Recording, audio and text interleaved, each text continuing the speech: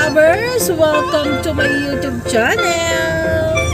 Ayan, sandali ang punta lang tayo ng Robinson kasi mayroon siyang bibilin. Yung faucet sa shower na faucet. Oo, kasi yung isang unit namin sira yung shower faucet.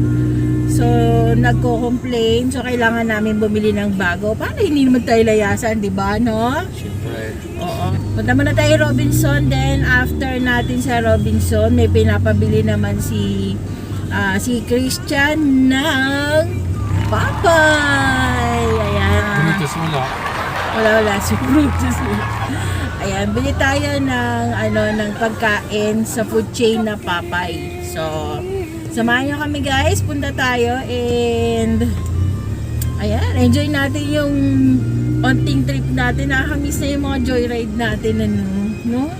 Oh. Sana mawala na talaga. Maging Sana. free na tayo. Yung pandemic. Maraming pinagbawal pandemic. Kaya nga. Health threat pa. Kaya nga. So, tara, punta na tayo ng SM. Ay, Robinson pala muna. Punta na tayo Robinson. Tingin tayo ng faucet.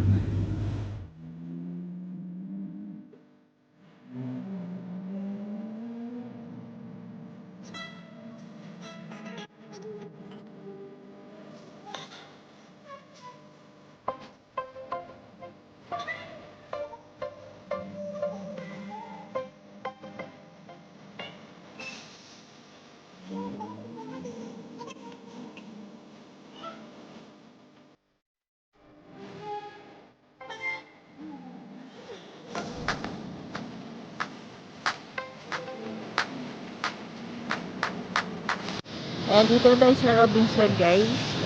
Sasarado na yung mga stall. Kasi malapit lang matapos yung working hours. So, punta tayo ng handyman.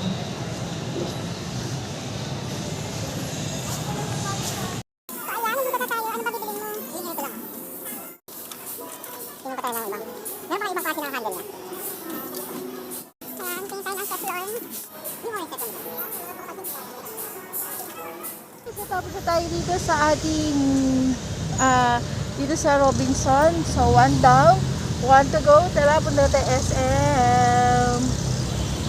Libre parking ngayon guys kasi ay ECQ pala. So, bukas may bayad din naman ng parking. So, samantalahin na natin ngayon guys. Ayan, andito na tayo sa Papa. Ayan, pila tayo, pila. Konti lang pila ngayon. Ayan, order tayo.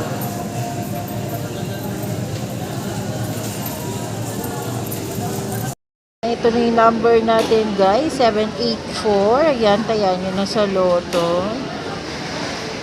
Ayan, waiting tayo sa ating order sa Papay. Buti walang masyadong tao ngayon. Ayan sila Kuyang Grab. Ayan. Yung isang araw, daming tao, haba ng pila. Pero ngayon, okay na siya. Ayan. Ayan, malapit na. Close na ang SM.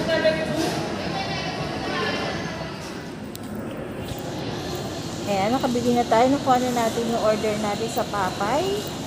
Dumaan na tayo sandali ng grocery kasi habang naghihintay, wala na kasing bread sa bahay. So, ayan ang SM. Sarado na sila, magkuklose. So, dito na tayo mag-exit para hintayin ni Rick.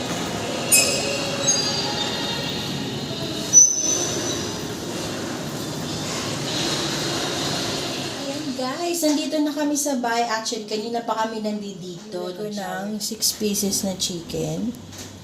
Ayan, ayan. So, ang ginagawa namin, ini-air fryer namin yan. Para mabawasan yung oil ng deep fry. Ayan. So, ayan, air fryer natin. Tingnan nyo mamaya guys. May mga oil pa rin siya na matatanggal. Ayan. May 6 pieces chicken. Ayan. Lalaki ng chicken nila guys. Oh. Grabe. Ayan oh. chicken. Ayan, dambuhalang chicken. So, ayan, i-air fry natin yung chicken ng Papay. Para mabawasan pa siya ng oil. So, ayan, nasa 200 pa rin siya. Pag fry kasi is nasa 200. Ayan. Gawin lang natin 15. Ayan. Nasa 15 lang yan. So, hintayin natin siya. Makikita niyo mamaya may mga oil pa siyang malalaglag dyan. So, hintayin natin guys na maluto. Ayan, natapos na yung ating air fry. Ayan. Crunchy na siya. Ayan, balik natin siya sa lalagyan. Ayan o. Ayan, ganyan. Ayan. Pakita ko sa inyo yung oil ha. Ayan guys, so tignan nyo, may oil pa. Ayan. Na-drain pa natin yung oil. Ito kasi may oil pa siya, so i-air fry pa natin siya ng konti.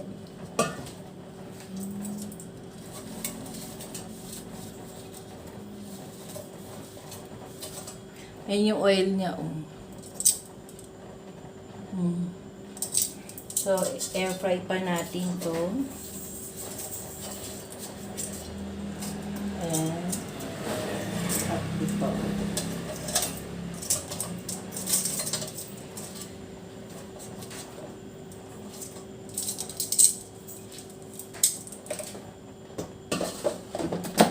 Siguro mga ano na lang, mga 10 na lang. Gusto natin maging ganito siya. Ayan, dry na. Ayan, malapit na siya matapos guys. So makikita nyo yung oil na na-drain pa natin gamit ang ating air fryer. So napaka-useful ng ating air fryer. Ngayon kasi ang ginagawa ko, pag bumibili kami ng fried chicken sa mga food chain, yan, ini-air fryer ko muna. Madami din kasi yung nade-drain ng air fryer na oil. So nakakatulong din siya mabawasan yung oil. Kasi 'di ba yung mga fried chicken sa mga food chain is deep fry. So ngayon, itong air fryer, ang ginagawa niya, nililesen niya yung, binabawasan niya pa yung oil na meron dito sa ating fried chicken.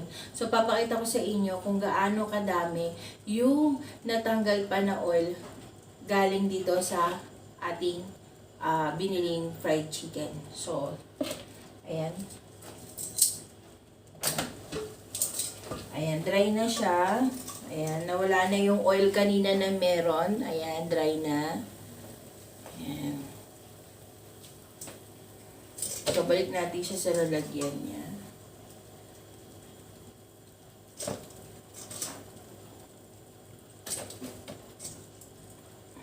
Isa, tatanggalin natin yung patungan. Ayan, ang dami niya oil pa tumutulo.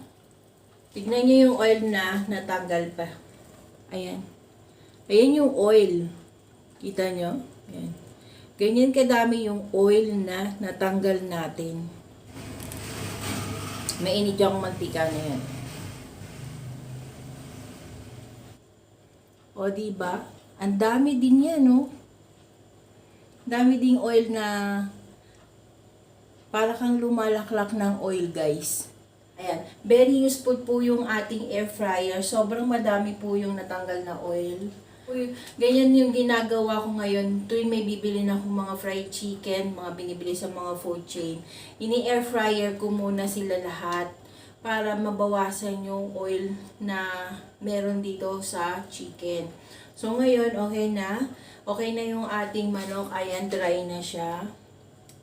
Ayan, ang dami ring nabawas na oil. So, diba, napaka-healthy ng ating air fryer, napaka-useful. So, po yung bago kong tips sa inyo guys, i-air fryer nyo po muna yung mga chicken na bibili ninyo from the food chain.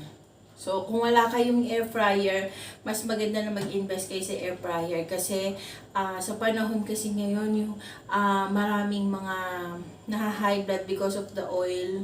Ayan, mga unhealthy eating habits natin. So, very useful po kung meron kayong air fryer. Yan po yung masasuggest ko kung meron kayong air fryer. I-air fry nyo muna yung mga manok na bibilihin ninyo sa mga food chain bago nyo siya iserve sa family nyo. Ayan. Less oil na, nabawasan pa natin yung oil na meron yung chicken. Although may oil pa rin yan kasi deep fry yan eh. So, ang inaano ko lang dito, ang gusto ko lang i-share is nabawasan pa yung oil na meron dito sa fried chicken. So, kain na tayo guys. Kakain muna kami. And kung nagustuhan nyo ang aking vlog for today, please hit the like button. Ayan. At kung hindi ka pa nakakapag-subscribe sa aking YouTube channel, ayan, please do subscribe to my YouTube channel and hit the bell notification. Ayan, para lagi kang updated sa lahat ng vlogs and videos na